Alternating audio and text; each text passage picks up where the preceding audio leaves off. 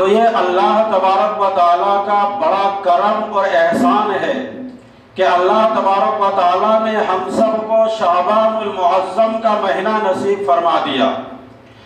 اب ہم سب کو چاہیے کہ اس مہینے کو غفلت کے ساتھ نہ گزاریں۔ کس قدر اللہ کے رسول صلی اللہ علیہ وسلم اس مہینے میں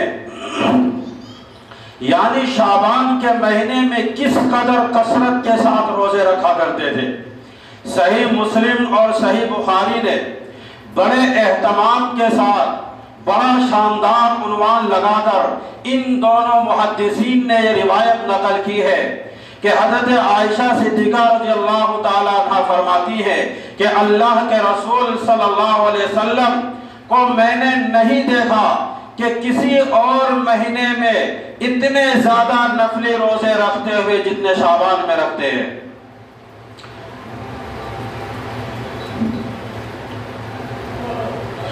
اور ایک روایت میں یہ الفاظ بھی آئے ہیں کہ شعبان کے تقریباً پورے مہینے میں اللہ کے رسول صلی اللہ علیہ وسلم روزے رکھتے تھے، صرف آخری دن کا روزہ چھوڑ دیتے تھے، 29 شعبان کا روزہ چھوڑ دیتے تھے۔ ویسے پورے شعبان کا روزہ اللہ کے رسول صلی اللہ علیہ وسلم رکھتے تھے۔ حضرت اسامہ بن زید رضی اللہ تعالیٰ عنہ آپ صلی اللہ علیہ وسلم کے چہیتے اور بہت ہی چہیتے، آپ کے منہ بولے بیٹے کے بیٹے،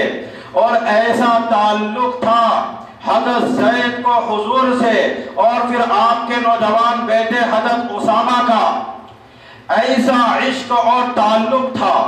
ایسا والہانہ محبت تھی حضور کو بھی ان سے اور ان کو بھی حضور سے۔ وہ روایت کرتے ہیں کہ اللہ کے رسول صلی اللہ علیہ وسلم سے کسی نے خود پوچھا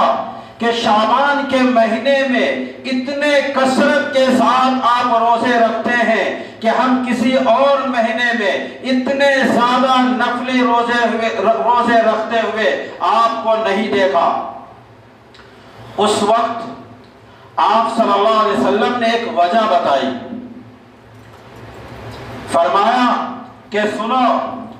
اسی مہینے میں ہمارے اعمال اللہ رب العزت کے بارگاہ میں پیش کیے جاتے ہیں۔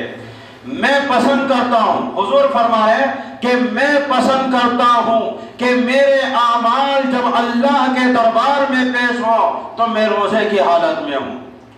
کیا مطلب؟ علماء کرام نے اس حدیث کی تشریح میں لکھا ہے، بڑے بڑے محدثین نے لکھا ہے کہ پچھلے پورے سال کے اعمال جو ہم نے کیے، پچھلے پورے سال جتنی باتیں ہم نے بولے، ہم نے جو کچھ سنا، جو کچھ دیکھا، جو بھی کچھ کیا، جھوٹ جتنے بولے، سچ جتنے بولے، جتنی نمازیں پڑھی، جتنی مرتبہ بد نظری کی، جتنی مرتبہ والدین کے ساتھ بدسلوکی کی، والدین کی بے ادبی کی، نافرمانی کی، جتنی مرتبہ ہم نے بیوی کو ڈانٹا دھمکایا، جتنی مرتبہ ہم نے کسی پڑوسی کو تکلیف پہنچائی، جتنی مرتبہ ہم نے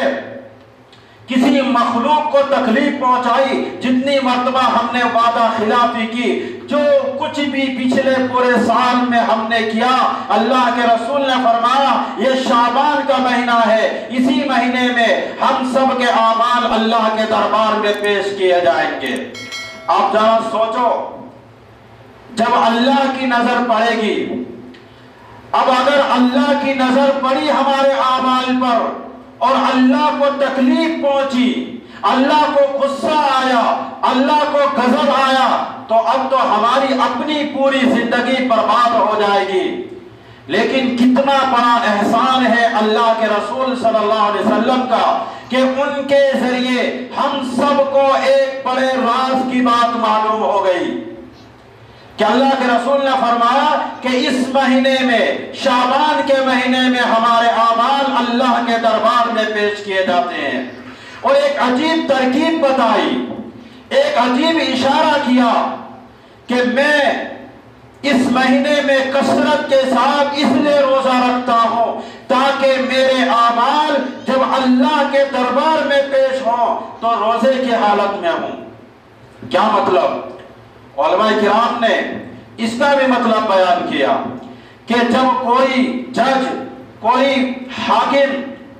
جب کسی ملزم اور مجرم کا مقدمہ سن رہا ہو اور اس کی نظر ملزم پر پڑے، مجرم پر پڑے، اور وہ دیکھے کہ یہ ملزم، یہ مجرم کئی دن سے بھوکا فاقا پیاسا ہے، بہت پتلا دبلا ہے، عجیب کیفیت ہو گئی ہے، کب سے یہ جیل میں بند ہے، کوئی روزی نہیں کما پا رہا ہے، ان کے بیوی بچے بھوک سے پریشان ہیں، تڑپ رہے ہیں، ان چیزوں کی وجہ سے ملزم کا اثرات جو حاکم دیکھے گا تو اس کیفیت کو دیکھ کر کے حاکم کو ہو سکتا ہے رحم آ جائے، جج کو ہو سکتا ہے رحم آ جائے اور معافی کا فیصلہ سنا دے اور رہائی کا فیصلہ سنا دے اور سزا نہ دے۔ تو اللہ کے رسول نے کیا اشارہ فرمایا کہ میں اس لیے اس مہینے میں کثرت کے ساتھ روزہ رکھتا ہوں تاکہ میرے اعمال جب اللہ کے دربار میں پیش ہو تو اس وقت اللہ مجھے میرا بھوکا پیاسا حالت دیکھ کر کے اللہ یہ کہے کہ میں اپنے بھوکے پیاسے بندوں کو کیا سزا دوں، میں نے معاف کر دیا۔ تو حضور نے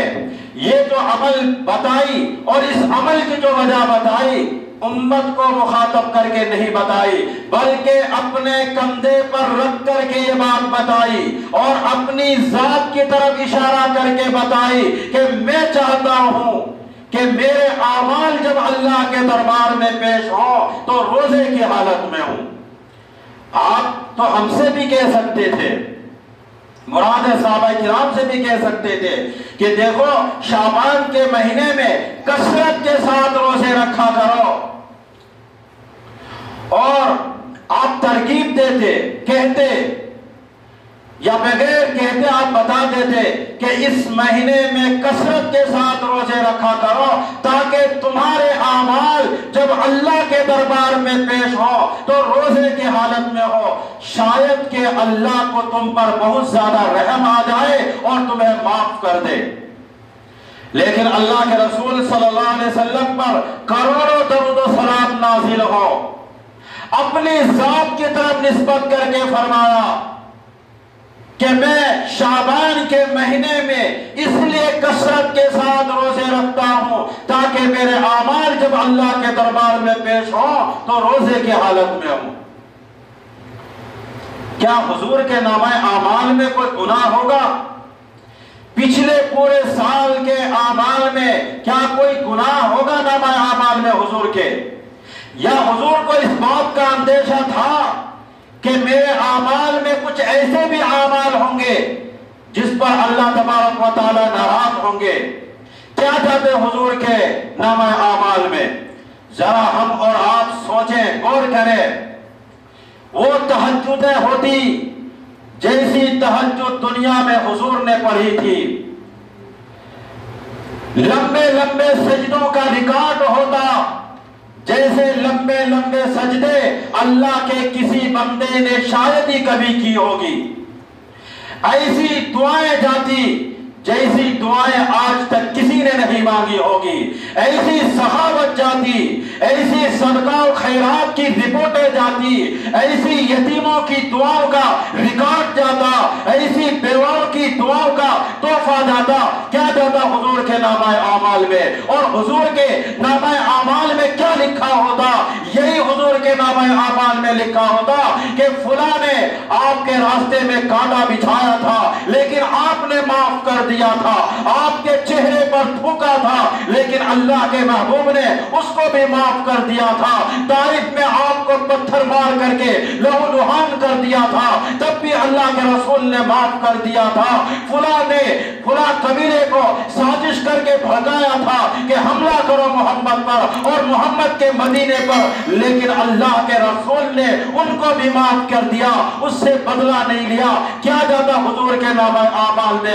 سخاوت جاتا، ہمدردی جاتا، اثار جاتا۔ کیا ہوتا حضور کے نامہ اعمال میں؟ عبادت جاتا، حسن اخلاق भाग जाता, कहीं भी ये लिखा हुआ नहीं होता कि नाउज़ु बिल्लाह मोहम्मद ने बदनजरी की थी, नाउज़ु बिल्लाह हुजूर ने किसी को तकलीफ पहुंचाई थी, किसी का दिल दुखाया था। ये सवाल ही पैदा नहीं होता कि हुजूर के नामे आमाल में ये सब चीजें लिखी हो। उसके बावजूद अल्लाह के रसूल जानते थे कि मैं हजारों नेकियां कर लूं, लेकिन अल्लाह की शान के मुताबिक मैं नहीं कर सकता, क्योंकि अल्लाह की शान तो वराउल वरा है। अगर अल्लाह रब्बुल इज्जत ने मेरे आमाल को वापस कर दिया और अल्लाह ने कहा कि मुझे ये तेरी नमाज मेरी शान के मुताबिक नहीं है, मेरे यहां कबूल नहीं है, तो मैं अल्लाह को क्या जवाब दूंगा। इसलिए अल्लाह के रसूल सल्लल्लाहु अलैहि वसल्लम कसरत के साथ शाबान के महीने में रोजे रखा करते थे, बहुत ज्यादा रोजे रखते थे,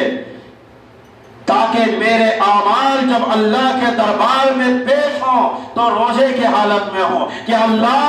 मेरे यही आमाल को आप कबूल कर लीजिए और मुझसे कोई जवाब तलब ना कीजिए। ये कौन कह रहे हैं? अल्लाह के रसूल सल्लल्लाहु अलैहि वसल्लम कह रहे हैं। जरा हम और आप बैठ करके सोचें कि पिछले पूरे साल के नामा आमाल में क्या अमल जा रहा होगा। कई ऐसी नेकियां होगी हमारे नामा आमाल में जो अल्लाह के पसंद के मुताबिक होगी, लेकिन हजारों करोड़ों लाखों ऐसे गुनाह होंगे, वो जराइम होंगे जिसकी वजह से अल्लाह रब्बुल इज्जत हलाकत और बर्बादी का फैसला कर सकता है। हमारे नामे आमाल में क्या लिखा होगा, हमारे नामे आमाल में क्या होगा। पिछले आमाल को तो हम कुछ कर सकते नहीं, वो गुनाह तो हम कर चुके हैं, वो कर गुजरे हैं और फरिश्तों ने भी लिख लिया है, लेकिन अल्लाह के रसूल सल्लल्लाहु अलैहि वसल्लम पर कुर्बान जाए, अल्लाह के रसूल सल्लल्लाहु अलैहि वसल्लम ने एक अजीब तरकीब बताई। अल्लाह के रसूल सल्लल्लाहु अलैहि वसल्लम ने फरमाया कि अगर तुम शाबान के महीने में कसरत के साथ रोजा रख लो तो तुम्हारी रोजे की हालत को देख करके अल्लाह को तुमसे प्यार आ जाए, अल्लाह को तुमसे मोहब्बत हो जाए कि मेरा बंदा भूखा है, प्यासा है, घर में खाने पीने की सारी चीजें मौजूद है, लेकिन वो पी नहीं रहा है, वो खा नहीं रहा है, सिर्फ मुझे राजी करने के लिए, मुझे मनाने के लिए। जब पिछले पूरे साल के नामा आमाल फरिश्ते लेकर के अल्लाह के दरबार में पहुंचेंगे तो अल्लाह तबारक व तआला फरिश्तों को ये हुक्म देंगे, इनके तमाम बुरे आमाल को नामा आमाल से मिटा दो, मैंने माफ कर दिया है, और इसकी जगह यानी इस बुराई की जगह अच्छाई नेकियां लिख दो। अब यहां पर सवाल यह होगा कि जो लोग रोजा नहीं रख सकते वो क्या करेंगे। शाबान के महीने में रोजा रखने का ये फायदा है कि जब फरिश्ते पिछले पूरे साल के यानी पिछले शाबान से लेकर अब तक जो हमने गुनाह किए, नेकियां किए, ये तमाम के तमाम आमाल जब अल्लाह के दरबार में लेकर के पेश होंगे तो अल्लाह क्या फरमाएंगे कि इनके तमाम गुनाहों को मिटा दो नामा आमाल से, मैंने माफ कर दिया, और इन बुराई की जगह नेकियां लिख दो। लेकिन जो लोग रोजा नहीं रख सकते वो इस महीने में ज्यादा से ज्यादा सदका और खैरात, इसी महीने में नहीं, अब से वो शुरू करें और रमजान तक कसरत के साथ वो सदका और खैरात का सिलसिला जारी रखे, तो हो सकता है आपके इस सदका और खैरात की बुनियाद पर अल्लाह तबारक व तआला फरिश्तों को ये हुक्म दे दे कि मेरे बंदे रोजा तो नहीं रख सकता, लेकिन मेरी मोहब्बत में माल जैसी मोहब्बत, जो हर इंसान को माल से मोहब्बत है, लेकिन फिर भी खर्च कर रहा है मुझे राजी करने के लिए, मुझे मनाने के लिए, फरिश्तों को अल्लाह हुक्म देंगे कि पिछले शाबान से लेकर अब तक इसने जो भी गुनाह किए इनके तमाम गुनाहों को इनके नामे आमाल से मिटा दो और उस गुनाह की जगह नेकियां लिख दो। कयामत के दिन जब वो बंदा देखेगा अपने नामे आमाल को तो उस नामा आमाल में वो भी नेकियां देखेंगे जो कभी वो जिंदगी में की नहीं होगी, और वो गुनाह भी उसके नामे आमाल में नहीं होगा जो वो दुनिया में बड़े बड़े गुनाह के काम करते थे। वो हैरान होगा, ताज्जुब होगा, फरिश्ते से पूछेगा कि ये आमाल मैंने तो कभी जिंदगी में किए नहीं थे, ये आमाल कैसे यहाँ आ गया, और बड़े बड़े गुनाह जो हमने किए थे दुनिया में वो गुनाह भी हमारे नामे आमाल में नहीं है। तो फरिश्ते कहेंगे हम अल्लाह के हुक्म के पाबंद हैं, अल्लाह के हुक्म ही की बुनियाद पर हम तुम्हारे अच्छाई को भी लिखते थे, तुम्हारी बुराइयों को भी लिखते थे, और अल्लाह ही के हुक्म पर हमने तुम्हारे तमाम बुराइयों को मिटा दिया और उस बुराई की जगह अल्लाह के हुक्म पर हमने नेकियां लिख दी है। तो इसलिए इस महीने में कसरत के साथ रोजा रखें।